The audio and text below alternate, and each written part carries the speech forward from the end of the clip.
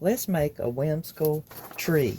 This Christmas tree, you've probably seen this pattern on Pinterest, and I'll make sure that I put this printed pattern on my blog, so I'll leave a link down below so you can go to it, or you can check out my Pinterest and you'll see it pinned there under Christmas decor.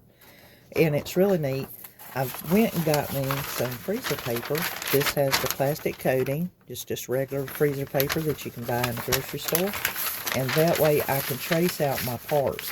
What you're going to find on this pattern is you got to have 4 for the shoes, 2 of the tree, then 2 of the nose, 2 of the eyes, and 2 of the star. This is originally done in felt, but you can do this in fabric too, so don't feel like you're pent in. If you don't want to do it in felt, you can feel free to use fabric. And I've got my ready supply of felts, and I've seen them in different colors. I've seen this in yellow and gold. I've seen the nose, of course, in black or red. And then the shoes I've seen in black or brown, depending on what your color contrast. And then the eyes are white. So I got out all my felt, and I'm using parts and pieces. I need to use all these scrap pieces up. The green that I truly wanted is like a grass green, and I don't have enough of it because you gotta have 2 pieces. You gotta have a front and a back. So I may actually go with this lighter color on the front and put this darker color on the back, just to be something different, because the dark green. So I'll decide as I go along, and I'll cut out the pieces, and I will trace this onto my freezer paper so that I can reuse my pattern over and over, and I'll have this as my main pattern, because the way it's laid out, you would cut your star, so I need to trace that, and the boot. I've got all my felt pieces cut out, and the one thing that the pattern does not tell you is you will need 2 little black circles for the eyes. So just keep that in mind, to remember to cut out 2 little small circles of felt out of your scraps. This is what we ended up with. We got our nose and we have our trees. But what I wanted to tell you is, when I'm laying this out, I'm going to go with the lighter color, and I had the dark. The dark looks fantastic. So it shows up for you and you can see really well. I'm going to go with a lighter color. So this is what we have to do. We have to do some prepping before we fill it with polyfill and stuff it. This year has been a polyfill year. I have used a lot of polyfill. So I'm going to get a set of eyes, and the eyes are going to go here. We have a nose, and it's going to go here. Now we're just doing this for positioning because we have to do some stitching, and on the pattern, if you follow the stitches, you'll know what to stitch. You've got eyebrows around the eyes themselves, and then his smile. And these are what you're going to have to stitch. So before I put the back on it and stuff it with polyfill, I thought we would do that first. Right now, I want to position everything and know where it's going to go. So the star will go over here. And the reason why I'm doing this positioning is, if I get this in order, and then where I'm going to put the smile and so forth, I can use a marker.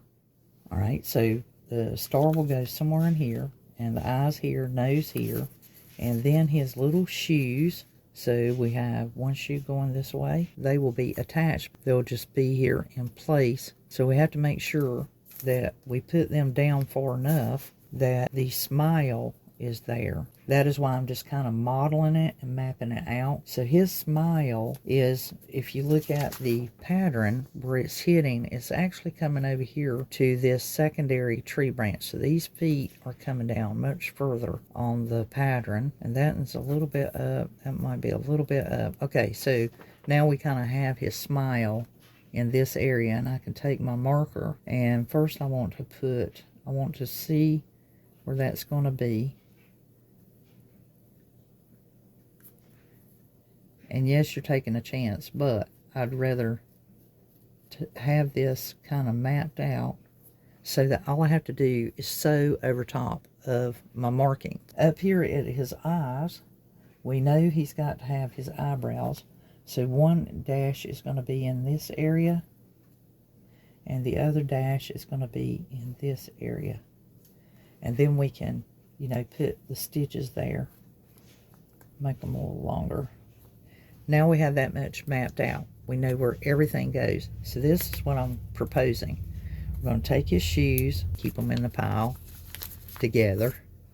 and the star out of the way. The nose I can take up now. I know where it goes. If I just want it there for positioning, I can and put it there. And the eyes have a back to them, so they need to be puffed out. We have to put a little bit of glue on there, put our polyfill in it, and then stitch it down so that it sets off of him. And we need to stitch it down per se to here because they are a little puffed out.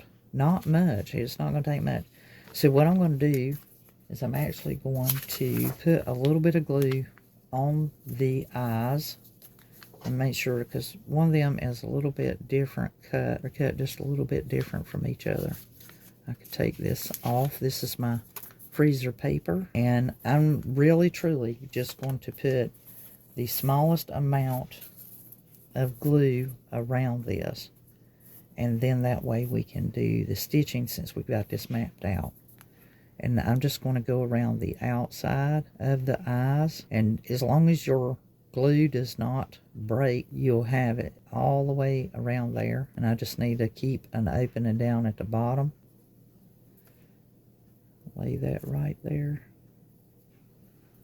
and let that glue soak in, and then I can do the stitching and put the polyfill on the inside. Now I did go to the very edge on this one because the stitches are coming over the glue. They're going past it, so you want a very thin line through there, and need enough room for to stick a little bit of polyfill in there. And I think that's going to be more than sufficient on the polyfill.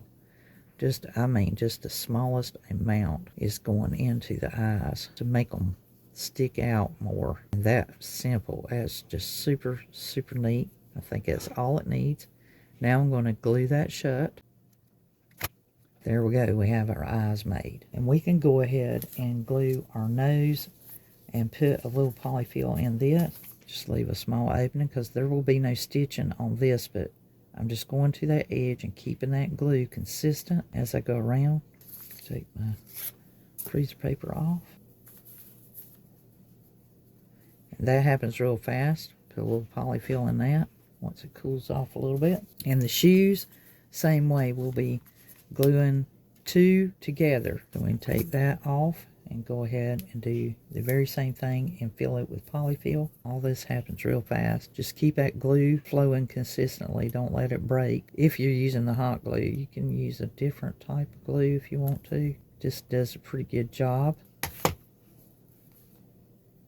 Alright, one shoe made, now I'll do the other one. I got all of mine glued together and puffed out with their polyfill. Got my shoes and the nose, the eyes, and the star. Next, we're going to take and we're going to put stitches in this. And we want to sew this on before we glue the back to our tree to make it easier to maneuver since we have this pattern to go by on the stitches. And also don't forget that in the center we got to put the little dashes to separate the two eyes. And I thought that that would be neat to go ahead and do the stitches through the center, and that would button down the eyes. Or if you needed to, you could actually put a little bit of glue underneath these on the, I mean just a small amount. I wouldn't do a whole lot, just kind of a stay put kind of situation, because we want to be able to stitch around this without any problem, and then that way it won't disturb it when we're stitching. So I grabbed my sewing bag, and this is actually number 5 DMC thread. Cording is commonly used for embroidering, and it is wonderful because it's like having 6 strands of cross stitch thread already gathered for you, and it makes it much easier to thread up your needle. And when you get your needle threaded, also bear in mind that you may not want to put a knot at the end. Habitually, I almost did, because when we tie into this, that way you can just keep going through it and keep that loose and tie to itself. Also, make sure you get off plenty, because we're going to be adding bells to the sides of our tree, and we'll need us some thread, or at least keep it close by. And the first thing I'm going to do is go right down through the center. And I can go in behind here and hide my cord. I've kind of got an eyeball for it, so I'm going to take and just put my thread in there, or my cord, whatever the cord would look great on this too. And I'm just going to go back through that same hole again. It kind of makes a circle, or just the old-fashioned way of tying it in. Alright, so that's it. And I'm going to go up through the center here in the back and get that dotted line made. And that's pretty easy. It's just a matter of coming up ever so little bit. The trick on those is make sure your stitches are not too long and not too far apart when you come back up through the fabric. And as you can see, you just kind of want to make sure they're straight and in a line. And you can see how I'm doing that. I'm just going a 1/16 apart. Now I'm going to go a quarter, and then I'm going to come up just a 1/16 up. So you got that line going down through there. And I got that one just a little bit crooked, but I think it's going to add character and personality to him. And I'm going to go right back down. And when I do this time, I'm going to stop back here in the back. Now, one thing I can do is go over here to the side and start going up this way, or vice versa. Come over here this way, since it's underneath. No one can see it, because once we go over here, and I'm just going to feed that in between the two felt pieces. And when I get over here, I'm actually going to come up in the center, because that just gives me a line of sight. So when we do this eye, we're going to make an X, and you can go right there on the other side of the glue in that little area and come up, because I've got that tied behind. Trying to find a spot the glue is not. That way when I make my X, I can get back up through there. Alright, so I've got my cord coming. I'm going to go back down in the green this time. And now I've got to come back over here at this green. And mine is a little bit lower than what the pattern is showing. And that's okay, as long as we are doing it in the same kind of way. It's just an X. And I think I'm going to catch the white, because I've got glue there. Now, this one is the green on this side and white on that side. So just hoist into it. And I am going to just go ahead and make my X there. I did want that. We do want to kind of make them even. Let me see what I can do. I might can finagle it. And now we have one going from the white. And they went pretty far. So we got 2, and then an X, 2, then an X, and so on and so forth all the way around. So this one's just a straight line from that side to the green. And I'm going way over because of my glue. Then way over and back through the green. That just gives him that look. And then the next one is an X. And I'm just going way over, like I said, just way over. Then this time I'll come down beside of here and do an X. And if it don't look right, you can always cut this off and go back and redo it. So I'm going to go over around. So far I've done his eyes and his eyebrows, and now I'm working on his smile. And for those of you who are new to stitching, you just want to make sure they're short and consistent. And the whole idea is, this is called slow sewing and turn needle. So you're just going to make sure, if you have to, you can actually go just above where that one ended. And then you'll do the same thing. Do a back stitch. And just make sure that the distance is not too long so that it looks awkward. And that way you can make the turns real easy too. And I just go right above where I came out. And if this is more a double thread, it shows up really, really good. If you do not do turn needle, yarn is another option. Just use pieces of yarn to make the smiles and the eyebrows. And that will work just as well. This one, come out where and you're just tracing and following the line that you drew with a marker. And you could do that with three-dimensional paint too. You don't even have to do needle and thread if you don't want to. But it does give it that handmade wholesome look when you do. Really nice, and they stay there for a long time. So once I've done that one, I go back here, and be careful when you plant your needle in that felt. If you haven't ever done that before, just make sure it don't come out on the other side. And then I just do my little, I come through it, I go back through the body of that one, pull it, done. There's my knot. It will be there forever. So now we have his face done. Now we can on his parts and put his back to his front. So let's do that real quick. I think that I'm going to take and just attach them with needle and thread. That way I know they aren't ever coming loose. Now with this one, I will do me a knot so I can just go in and out the back. So now there's where the nose is going to be, and I can actually feel that I'm through the fabric and through that nose area. And then I'll just make me a little X back here and anchor it into place. Just make sure I don't go through to the front, and attach his nose. So now his nose is on there, and it has that full body movement to it. And that's where you'll do all the parts if you do needle and thread like I am. To me, that's just going to make sure that it stays on there. You can still glue it if you want to. Alright, that one's done. And then I'll attach the other ones too, because the star, he sits like this up here at the top. And so you're going to actually have to stitch him into place right there so that he doesn't move. And that's real easy to see. You could just go back here and go crisscross at this area and make sure he stays there and doesn't ever come loose. And once again, I'm just going through both these pieces of felt, and they'll keep him at that angle too, just doing a little tack stitch across there just to sew that star into place. That'll make sure he don't ever come off.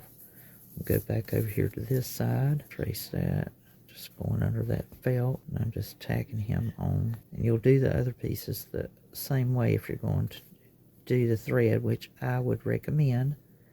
You can do glue, but over a period of time that might actually pull off, and then you find yourself not able to get around to doing it. And by putting the thread on there, it's always going to be there. I meant to tie that off and I pulled too hard. Alright, that's looking pretty handsome. We've got his star, we've got his nose, and I like his nose doing that. That looks really neat, really neat. And then got to do his feet, the eyes. Let's not forget the eyes. We need to put these eyes into place now that we've got the stitching done. And those, of course, we're going to need to glue them. If you have some fabric tack glue, this is the best place for that. Little on that felt is all it takes. He's getting some he's got so much personality. He is looking super cute. Alright, I'm going to put his boots on, his little shoes. Now, one is going this way, and the other one's going this way. And I'll tack them on the back. Alright, now on the boots, you're going to go per se halfway. Does that make sense? Because you want them to kind of conk over a little bit, and making sure that those match and where they're laying. It's going to be the secret there. Now this I am going to knot, and I have a pin. Take my pin here. I'm going to pin it up here at the top so it don't go anywhere, and make sure they're matching. Now that way it'll stay in place till I get them both tacked on. And I'm just going to start over here and start sewing it. And that's all you got to do is just that tack stitch. That's just in and out, in and over, in and over, in and over. And it takes just a second to go through there, because the tree back has got to go on here next to close this up and be completely made. As a side note, be sure to add rice inside your boots along with your polyfill so that when it stands up, it'll weight it down. And I just thought this whimsical Christmas tree would be one of the cutest little projects to do for Christmas this year. This would be a neat little gift that you can make somebody, especially those who have such big personalities at Christmas time. They would love this because he will just crack you up looking at him. He just has that look. Okay, we've got all his parts sewn on. Now let's glue the Christmas tree backing on and add this polyfill. And then we can add our bells along the sides. Because this is using the glue, you can see your stitches, and you just want to do a little bit at a time on this. It's going to be kind of a slow motion gluing. You got to make sure that every bit of that is glued together because you're going to be putting that polyfill inside, and we don't want any openings or up-ohs along the way. And so I'm just doing a little bit at a time. That way I make darn good and sure that that glue makes contact with the other side of the felt and there is no openings left, because I really don't want to go through that hassle of trying to close up these little bitty tiny openings and stuff, because felt is notorious for that. Notorious. And I just make sure I do a little at a time. I just thought I'd recommend it for anybody who is not fooled with working with felt or doing something like a project that's requiring a polyfill in the felt. It can really truly test you with not wanting to be glued together. You'll miss a spot because the polyester is real bad to catch the line of glue, and it will like pull to one side, pull in a pile. And one little speedy trick you can do is once you get one side glued over there, go ahead and lay you some polyfill in there, and then that way these little heights, little points from the branches, can easily put the polyfill in that little area without having to worry about using a skew. And it's just a little bit speedier way you can go about it. You can just have you some already there, and so when you lay it down there, you can see how puffy you want it to. Then you can just put it in the corners. That's already ready in there. Then you can always add to it once you close it up, because this side, you know, is going to be barren. If you've got that much done, you can at least have one side pretty much almost filled. Then you can move that polyfill over there. Now in this area, go ahead and glue your back on and leave you an opening at the top versus the bottom, and pour rice or beans or some kind of beads in there to weight it down. This is something else I learned after the fact. I finished him. He is so adorable. So you can, if you sewed him right there, you could actually stand him up. Now he could do with some weight, but look how stinking adorable he is. Oh my gosh. And of course you could set him up. I think he's going to do better standing up. And he could stand to be like really fuller. And if you needed to, you could like cut a slit in the back and put more stuffing in him. Keep knocking him over with my hand. But how stinking cute. Oh, he is so adorable. I'll get him to stand up now. I love him. And like I said, if you needed to, you could put a cut back here and stuff him really, really full. But I think I want to add the veils to his fronds, his branches over here. Now the other thing you can do on the hot melt wax down here on the shoes, if you had some that showed up, I had a few places on mine, just take your black marker, color on it. I did the bottom side and it looks pretty good. Might be just a little bit there. Now I've selected 8 bells. I don't know that I'll put all 8 on there, but I'm going to go with gold. You could go with silver on this too. This is going to be super simple because right here in the branch Kind of want to put it on the edge if you can, but since I put glue there, I may not be able to get it through there. And I did do a knot, but I'm going to actually run my thread through my belt, string it on there, and I'm going to tie it to the actual branch here. I'm going to run that cord back down the side of that area. That way I make sure it doesn't come off even by accident. You can put a little bit of lead in there. Don't have to be a whole lot. Let's see how much. You can dangle a little bit and just tie it gently so that you have a little bit of thread hanging through there, and that way it can jingle. Mine tied on, I'll show you. That way he jingles. So you have him hanging down just a little bit so he's loose. Don't want it tight. Do all the others the same way. I'm just coming through right there at that section, at the point area, right there in the point. Leaving a little bit of cord. And I'm going to put my bell on and go right back down through there and leave it just a little bit loose, not too loose. That's too loose. That way you can adjust it. Just hang it down as much as, or as little, just a little bit, so that it dangles downward. Tie it off. That looks pretty good. Just a little bit of dangling down. You don't want to do it too tight. He is adorable. That is the Crack Me Up Christmas tree. He is gorgeous. But all the bells on him, he looks incredible.